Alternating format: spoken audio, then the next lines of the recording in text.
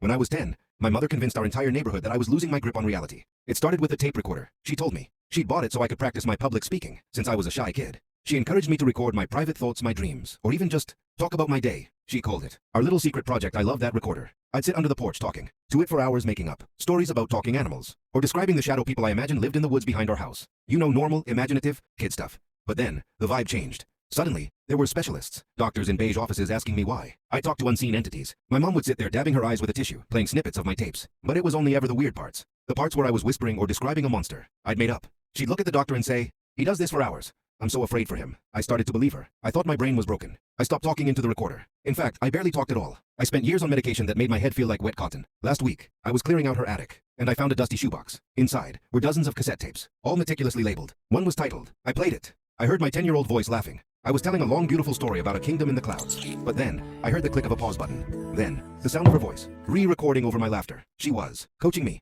Through the static, I heard her whisper, "No, sweetie, say it again. Say the shadows are watching you. Tell the tape you're scared." She hadn't been recording my symptoms. She had been scripting them. I sat there, in that cold attic, listening to my mother manufacture my madness, one tape at a time. I wasn't a sick child. I was just her favorite production. If this story hit home, or if you've ever felt like your voice was taken from you, let me know in the comments. Don't forget to like this video and subscribe for more stories like this one. It really helps me keep sharing the truth.